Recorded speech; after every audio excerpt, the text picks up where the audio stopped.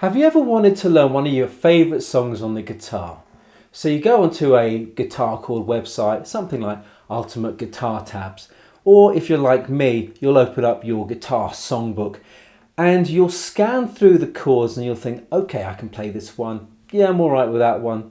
Yeah, shouldn't be a problem. Then boom, you see this one here and you think B flat 7 minus 5, B flat 2. Well, if you've ever had that sort of a problem, there's something stopping you from playing your favourite songs, then here are 5 ways to make learning a song easier when you're a beginner guitarist. First thing you want to do is simplify the chords. Make the song easier to learn so it's harder to quit, right? So here is one of my favourite songs. It's You Can't Do That, and I wanted to learn this many moons ago. And so I looked through this song here and, I thought, okay, G7, yeah, I'm all right with G7. C7, yeah, I can muddle my way through. And then suddenly there was this section here. I mean, what is this? That is D7, sharp, 9. Why are there always numbers with sharps and stuff? Then the one next to it is C9. I thought to myself, well, what could I do with that? And I was scratching my head for quite some time, and I suddenly thought to myself, well, do I have to play the numbers? So the first thing I did was I just, instead of trying to play that D7 sharp 9, I think it is, they've got the picture there, but the problem is the picture, the diagram of the chord, and now I can do it fine, but in those days, I'd only been playing a few months, right? And in those days, it was like, I would spend an inordinate amount of time putting my fingers on that position. And even when I finally did get there, it was too difficult for me to play. And also it didn't sound right. And then there was that C9. And, I tried to put my fingers, again, I tried to copy the diagram, and there was that one, that one, that one, that one, but there was also, it seemed like it needed another finger. Where was I going to find another finger? No idea. So I didn't understand how that chord worked. So I simplified, and one of the things I really recommend, right, is if you see a chord, whether it's major or minor, so whether it's A9 or A minor 7, whatever, take off the number, all right, and just play A. So instead of trying to play A9, A11, whatever, play A. And the same with the minor. Instead of A minor 7, just play A minor. Because remember, it's okay to simplify, temporarily, because you're going to come back later and play those chords perfectly. So once you've simplified those chords, what I recommend is slowing down the tempo of the song, slowing it down completely. And a good way to do that is by using a metronome or even a kind of a drum beat app. And all of these things you can get free on your phone, on your computer or whatnot.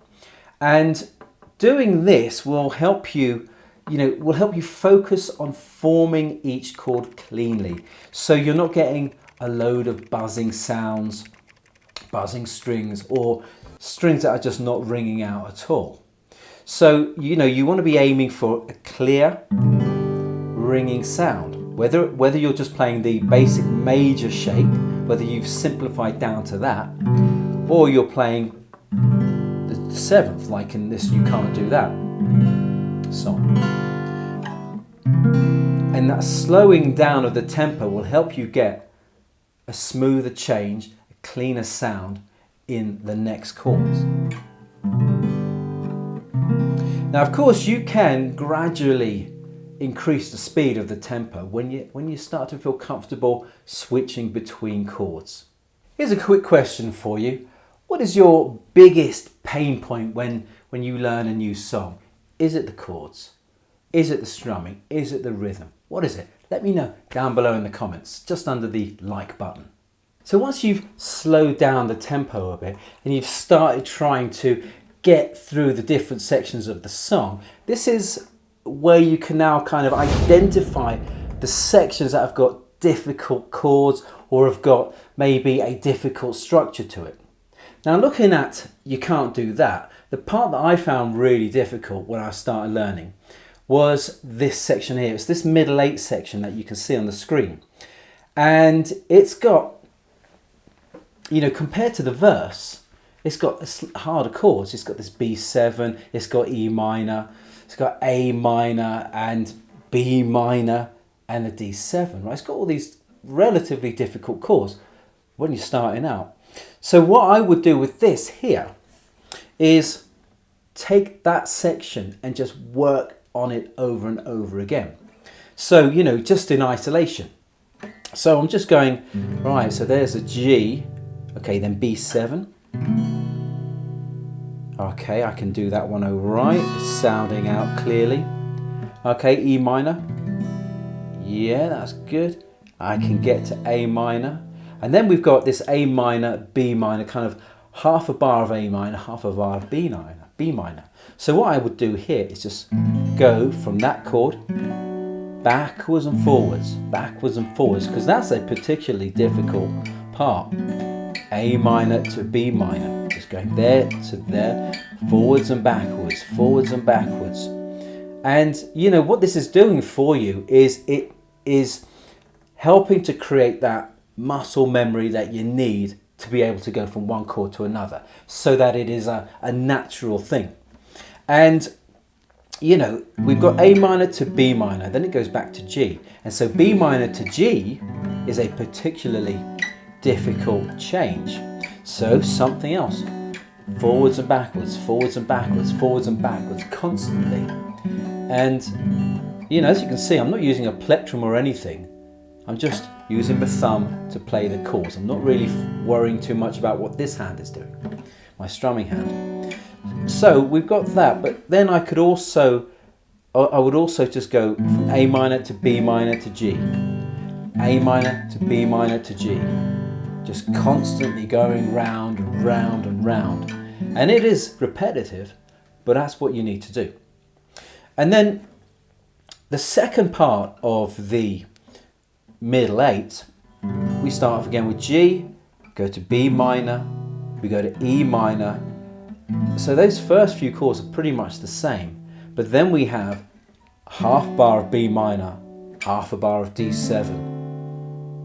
Okay, so same thing, going through those two chords. And again, if D7 was maybe something difficult for you, you could just use D. No need to kill yourself learning these things, you know, it should be fun.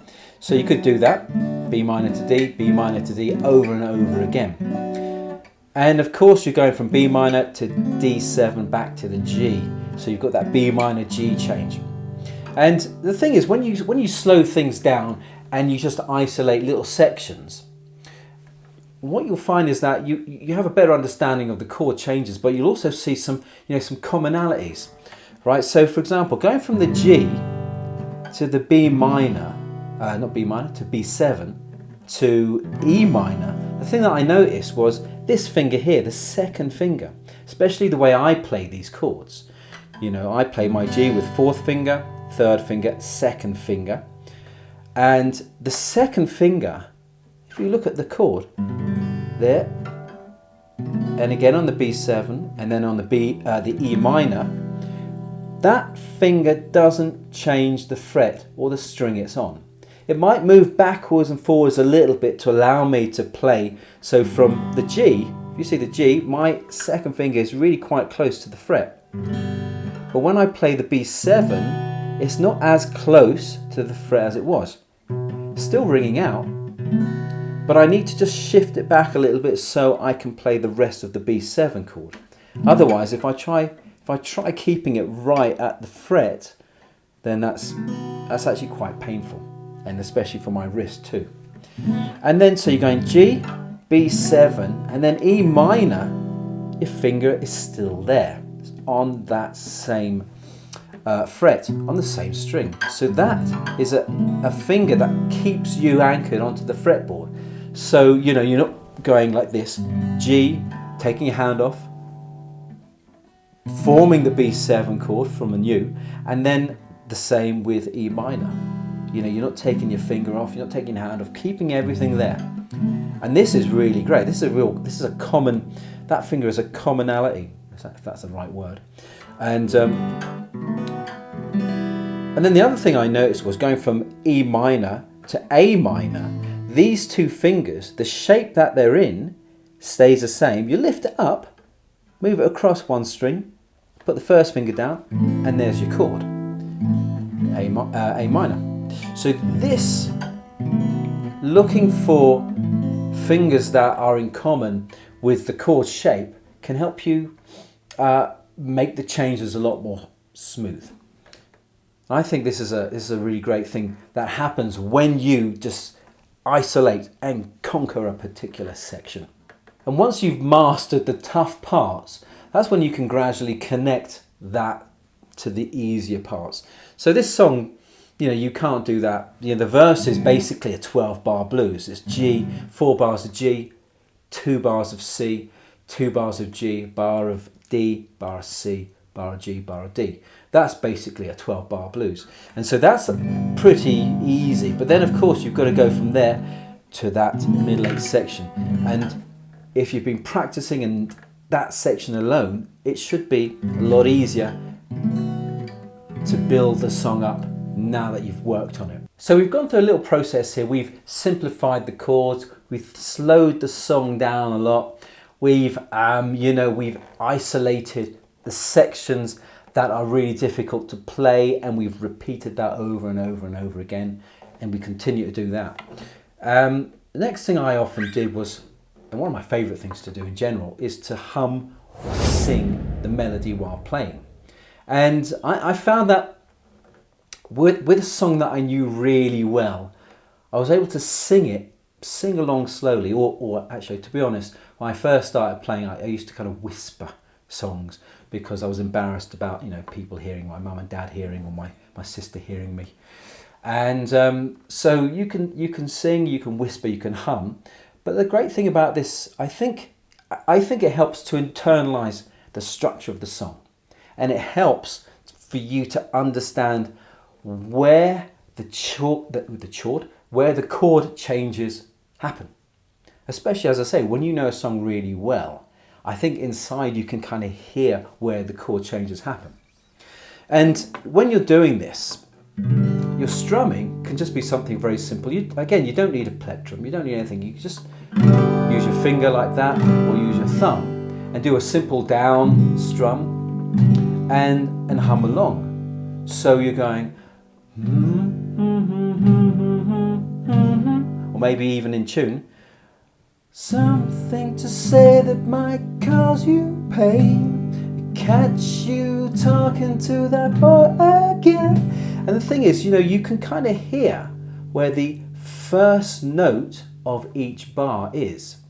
I've got something to say that might cause you pain, I catch you talking to that boy again. You can hear where not just the first note of each bar is, but the first and third notes. You got 1, 2, 3, 4, 1, 2, 3, 4. So you can hear where the notes should be and how it relates to the chord progression. Because I don't know about you, but when I started out playing, I didn't know what these notes were. Couldn't work them out. I didn't understand notation. And as you get better again, as you get more comfortable, you can change the strumming a little bit, jazz it up, whatever you want to do, and also really work on singing the melody out loud while playing these chords. And as I say, you can really hear the notes that are on the beat. And as I say, this whole thing is you're kind of putting the rhythm, the chords, the melody all together. You're slowly bringing this song to life. So as I say, you're just going, I'm